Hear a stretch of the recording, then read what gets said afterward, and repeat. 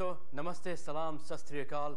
मैं हूं आपका होस्ट मोंटी और स्वागत है आपका हमारे ब्रांड न्यू शो में जिसका नाम है vastu living with Pallavi.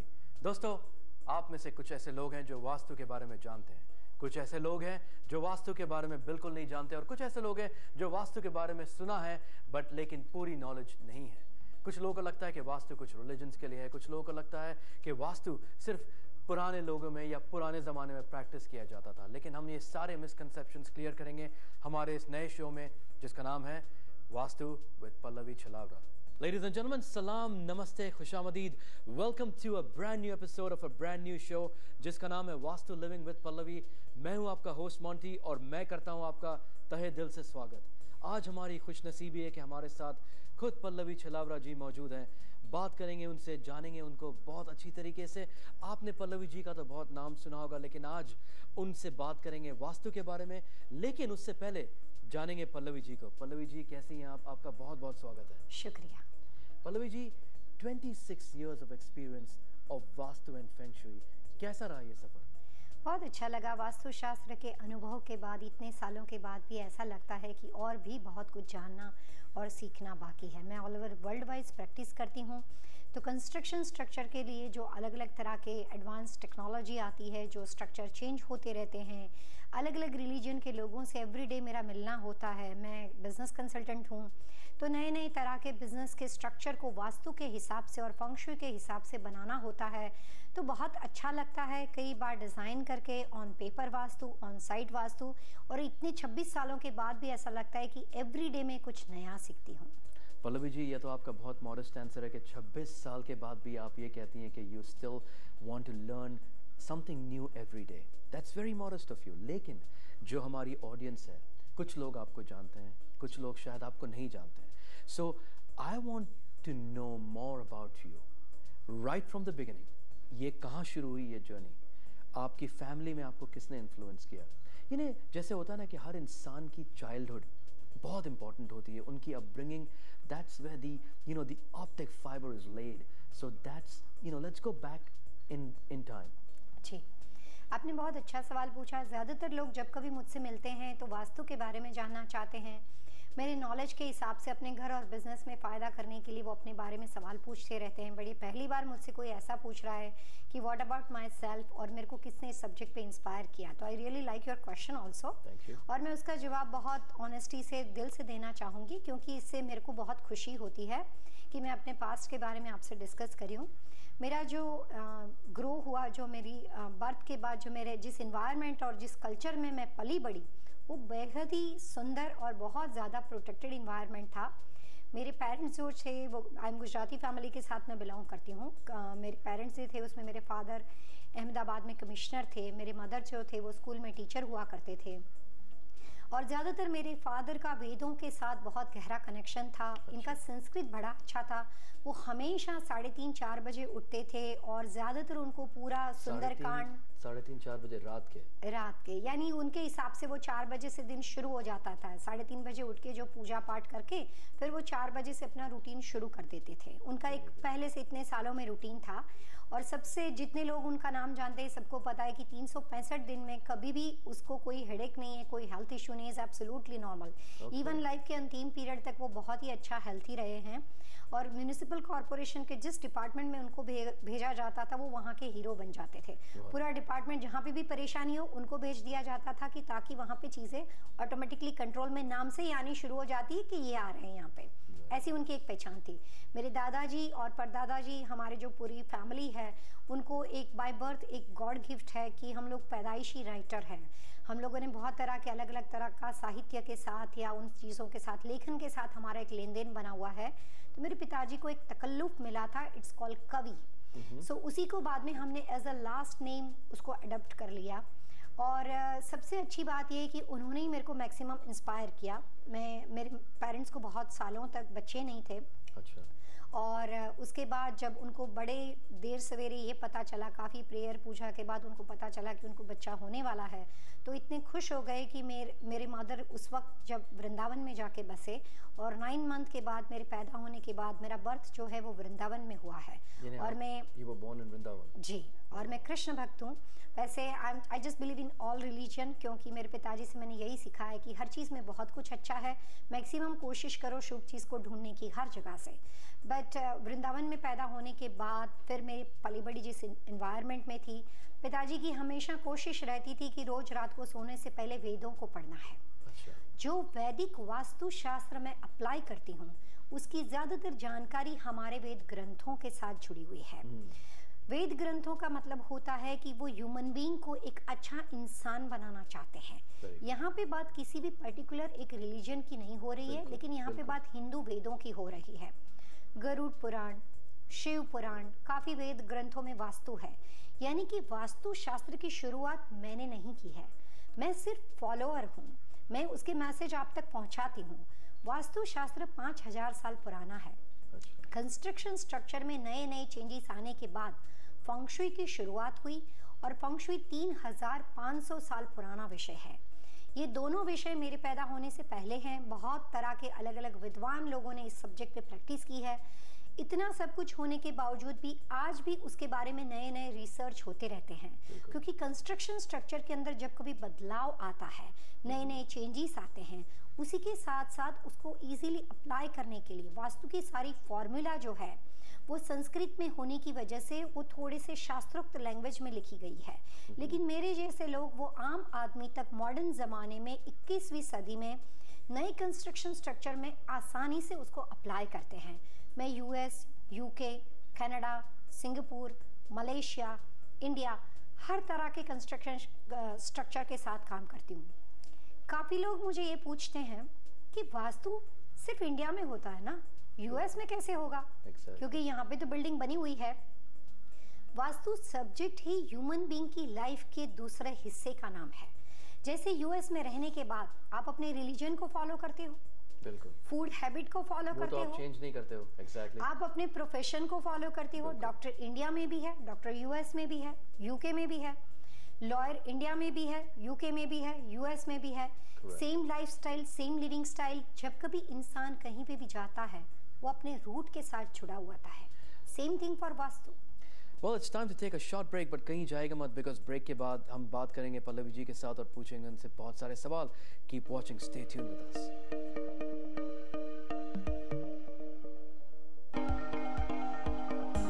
Ladies and gentlemen, thanks for staying tuned. Welcome back. You're watching Vastu Living with Pallavi. I'm your host Monty, and बात करते हैं पल्लवी जी के साथ. Let's get on with the show. तो पल्लवी जी, आपने इतनी कुछ जो अभी बातें कही हैं उसमें कुछ बातें they are such important eye openers. जैसे कुछ लोग होते हैं जो वास्तु को कुछ साल पहले प्रैक्टिस करना शुरू करते हैं। जैसे आपने अपने बारे में बताया that you were born in a family, और ये चीज़ें आपकी बचपन से इंग्रेन थी आपके अंदर। जैसे आपके dad, he must be a strong believer of Karma. जैसे आपने कहा कि vastu is not about religion, it's a science. जैसे कर्मा होता है, जैसे हम कर्म करते हैं, जैसे हम कर्म करते हैं हमें उनका फल मिलता है। तो ये हर रिलीजन यही सिखाता है कि आप अपने कर्म अच्छे करिए, राइट? तो उसी तरीके से जैसे वास्तु साइंस है, तो आपने वास्तु तो बचपन में अपने डैड से इंस्पायर हुए, आपने उसे फर्स्ट टाइम कब अप्लाई किया, किसकी मदद की आपने? आपको ये याद जरूर होगा। वास्तुशास्त्र के बारे में इतने सालों की प्रैक्टिस के बाद सबसे पहले क्लाइंट को याद रखना मेरे लिए इतना आसान इसलिए है क्योंकि उसकी शुरुआत मैंने अपने पेरेंट्स के साथ ही की थी। सच में? अपने घर से ही मैंने इसकी शुरुआत की थी। और जब वो काफ़ी तरह के अलग अलग तरह के मेडिटेशन सेंटर वगैरह काफ़ी अलग अलग स्ट्रक्चर के साथ वो जुड़े हुए थे, तो मेरे फादर के बहुत गहरे दोस्त थे इंडिया में, और उनको पता था कि मैं अपने फादर से सीख रही हूँ। वो मेरे पास आके बोले कि बेटा, आपके डैड की सलाह तो मैं हमेशा लेता रहता हूँ, लेकिन आज मैंने ये तय किया है कि ये प्रोजेक्ट कंसल्टिंग के लिए ये कंस्ट्रक्शन बिल्डिंग में आप काम करोगे। मैंने कहा अंकल, मैं तो अभी पेरेंट्स के साथ, पिताजी के साथ सीख रही हूँ। तो आपके डैड उनको हेल्प करते थे पहले? जी, मेरे डैड उनको हेल्प करते थे। तो आपके डैड के क्लाइंट छीन लिया आपने? नहीं, ऐसा नहीं था। वो स्पेशली मेरे को शायद मोटिवेशन देना चाहते थे और उनको भरोसा था कि मैं कर पाऊंगी। और जैसे बोलते हैं ना कि एक फाउंडेशन की जो पहली नींव होती है वो अगर सही हो तो बिल्डिंग इतनी स्ट्रांग बन जाती है कि उसको कोई हिला नहीं सकता। तो मेरा जो फाउंडेशन जिसके थ्रू हुआ वो भी पेरेंट्स की ओर से ही आए गए रिलेशनशिप की बात थी और बहुत अच्छा रहा। की ब्लेसिंग थी, ऐसे ब्लेसिंग थी, बहुत अच्छा रहा वो अनुभव। और उसके बाद पूरा काम खत्म करने के बाद मैंने ये तय किया था कि मेरे को यहाँ पे कोई चार्ज नहीं लेना है, लेकिन उन्होंने कहा कि जो सर्विस होती है उस सर्विस के साथ साथ एक एप्रिसिएशन होता है, दोनों को एक दूसरे के साथ उससे एक खुशी मिलती है। और वो आज तक मैंने उनको अपनी एक ये ब्लेसिंग समझ के संभाला हुआ है। तो शुरुआत बहुत अच्छी रही और करीब से हुई। पल्लवी जी, जैसे आपको आपके फर्स्ट क्लाइंट अभी भी याद है, उसी तरीके से अगर आप जैसे ऑडियंस जो है, जो आपका हमारा ये शो देख रही है, which I am sure that they will love to know more about you, बहुत सारी चीज़ें ऐसी होती हैं which you can search on the internet. There are some things which are openly available for the client and for the audience to find out. तो ये जो हमारा ये एपिसोड है, this is more about knowing more in detail about Pallavi ji.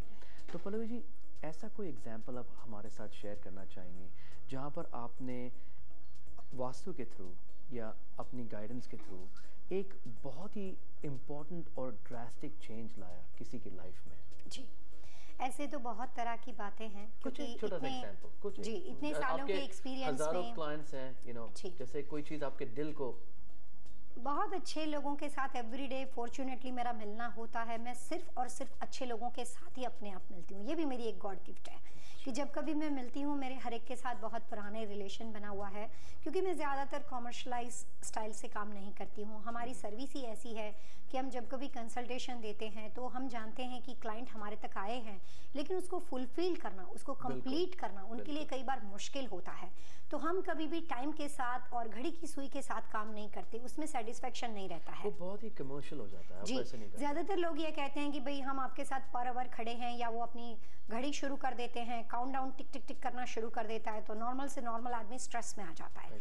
तो हमारा काम ये है कि आदमी को प्रॉपर सेटिस्फेक्शन मिलना चाहिए और सही तरीके से वो अपनी पूरी सर्विस का लाभ उठाना चाहिए। आपने एक्सपीरियंस की बात की थी, एक्सपीरियंस में काफ़ी तरह के अलग अलग हेल्थ इश्यू के साथ रिलेटेड लोग, शादी ब्याह, मैरिज लाइफ और रिलेशनशिप के साथ किसी को बहुत सालों से कोई परेशानी हो और वैसी चीज़ें फिक्स की हुई है, लेकिन अप्रिसिएशन मेरे को कई तरह के लोगों से मिलता है। सबसे एक छोटी सी बात का मैं आपको एक्सपीरियंस, अपना अनुभव कहना चाहूँगी कि जो किसी भी वास्तु कंसल्टेंट ने शायद वर्ल्ड में नहीं किया होगा। कंस्ट्रक्शन में अलग अलग तरह के बिल्डिंग होते हैं। मैं उन दिनों में राजकोट, सूरत, मेरा काफ़ी बहुत बड़ा नाम था इंडिया में, बहुत पुरानी बात मैं कर रही हूँ। मेरे कुछ फंक्शन वहाँ पे सेमिनार हो रहे थे, बहुत सारे लोग सुनने आते थे, मेरे को मिलते थे, 2-3 दिन के सेशन होते थे। एक आदमी ने मेरे को आके कहा कि पल्लवी आपको मुझे कंसल्टिंग करवाना है। मैंने कहा ठीक है। उन्होंने कहा कि बट आई एम हेजिटेड, मेरे को थोड़ा आपको कहते हुए आई फील सो बैड कि आप बुरा नहीं मानो, लेकिन मैं झोंपड़े में रहता हूँ। अच्छा, वो सच में झोंपड़े में रहता था? नहीं, मुझे उस वक्त ऐसा लगा कि वो मजाक कर रहे हैं। अच्छा, क्योंकि आप वास्तु कंसल्टेंट को हायर कर रहे हो, इंडिया के नंबर 1 वास्तु कंसल्टेंट को हायर कर रहे हो एक बड़ी कंपनी के सेमिनार होने के बाद, और आप उसको ये कहते हो कि मैं झोंपड़े में रहता हूँ, so nobody believe it, right? So मुझे उस वक्त पर्सनली ऐसा लगा कि वो सिर्फ मजाक कर रहे हैं। कई बार लोग हंस के कहते हैं ना कि मैं तो बड़ी झोंपड़े में कुटिया में रहता हूँ, ब्ला ब्ला लाइक दैट। सो मैंने उस वक्त ऐसे ही एक्सेप्ट किया। अभी आपसे बात करते हुए मेरे को वो पूरा वाकया अपनी नजरों के सामने आता है। उन्होंने आके कहा कि मैं झोंपड़े में रहता हूँ, मेरी मदर बहुत बीमार है, मैं आपको अपने घर ले जाना चाहता हूँ, और उनकी भी बहुत अच्छी इच्छा है क्योंकि वो बेड पे है, वो खड़े नहीं हो सकते। मैं 2 दिन से आपका सेमिनार सुन रहा हूँ और मैं वहाँ पे घर पे जाके बताता हूँ। उस वक्त सेलफोन नहीं होते थे, अच्छा, रिकॉर्डिंग नहीं होता था, वो घर जाकर घर पे कह नहीं सकते थे कि मैंने वो मेरी कही हुई बात उनको बता देते थे। मैंने उसको बड़ा इनोसेंटली लिया। मैंने कहा कि ठीक है, कोई बात नहीं, मैं आपके झोपड़े में आ जाऊंगी, ये मैंने उसको कहा। मुझे लगा कि उस वक्त तक मैं सीरियस नहीं थी। जब वो मुझे अपने घर रियली लेके गए तो आई एम सरप्राइज कि बिल्डिंग ही नहीं था, वो रियली उस तरह का माहौल था। एक ही रूम था, छोटा सा, वो उसको रूम तो बोल ही नहीं सकते, और खटिया थी और उसमें बड़ी एल्डर लेडी सोती थी, उनकी वाइफ थे, वो मुझे मिले। उस सिचुएशन को देख के मैं हिल गई और मैंने उनको ये कहा कि आप कैसे कंसल्टिंग चार्ज पे कर रहे हो? उन्होंने कहा कि मैंने कहीं से पैसे बोरो किए हुए हैं। मैं एक फार्मास्यूटिकल कंपनी के अंदर काम करता हूँ पल्लवी, और साइकिल लेके वो जाते थे। दिन में वो उस वक्त इंडिया में वो दूध वगैरह सवेरे सप्लाई किया जाता था, न्यूज़पेपर डालते थे। वो आदमी दिन के 4 टाइम पे अलग अलग जॉब करता था।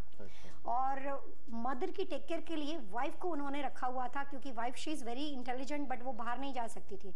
इतना फैमिली ओरिएंटेड परिवार, इतने डाउन टू अर्थ लोग, आपके साथ बात करते हुए मेरे रोंगटे खड़े हो जाते हैं। मेरे को देख के इतनी हैरानी हुई। मैंने डिसाइड कर लिया कि एनी कॉस्ट इस आदमी को मेरे को दिल से मदद करनी है, ये मैंने तय कर लिया था। उस एरिया के बेस्ट लोगों को मैं जानती थी, जो कंस्ट्रक्शन बिल्डिंग के साथ जुड़े हुए थे, जो और भी बड़े बड़े बिजनेस के साथ जुड़े हुए थे, डिपार्टमेंटल स्टोर्स हुआ करते थे, अठवाला इंच चौपाटी सूरत में रहने वाले सभी लोग उस बात को जानते। काफ़ी टॉप लेवल के मेरे क्लाइंट्स थे। उस आदमी को देख के मेरे को अंदर से ऐसा फील हुआ कि ऐसे आदमी के पैसे में ले भी कैसे सकती हूँ। वो तो हैरानी आराम की बात है। मैंने उनको अपनी पूरी सर्विस प्रोवाइड की।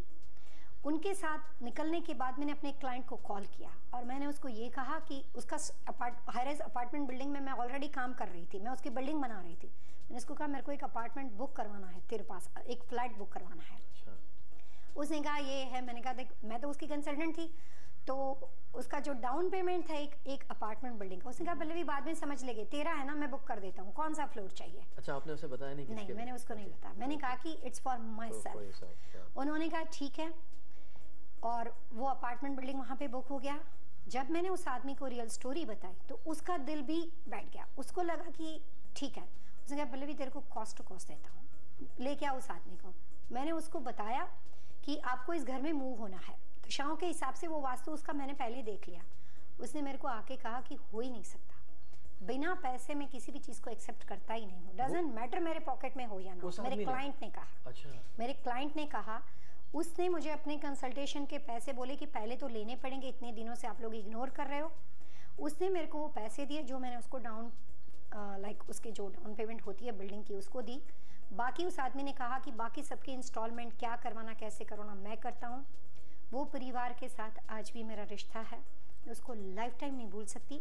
और ऐसा कंसल्टिंग इस पूरे वर्ल्ड में किसी भी वास्तु कंसल्टेंट ने नहीं किया होगा।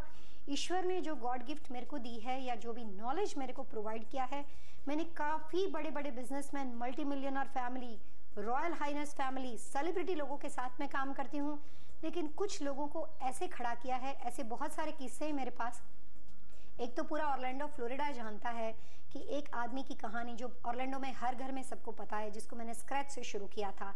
तो काफ़ी ऐसे लोग मिले हैं जो ऑलरेडी बड़े सुखी फैमिली से हो, लेकिन ये वाकया मैं लाइफ में कभी नहीं भूल सकती। Ladies and gentlemen, it's time to take a short break, but कहीं जाएगा मत. We have more in store for you. Stay tuned.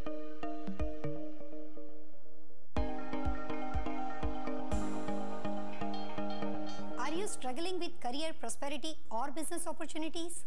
Let the simple guidance of Vastu and Feng Shui help you overcome your hurdles. I am Pallavi Chilavada, your Vastu Feng Shui consultant. Our knowledge and expertise have helped millions make their financial dream come true. एक राह और सही दिशा जो जिंदगी बदल दे। Welcome back to the show. You're watching Vastu Living with Pallavi.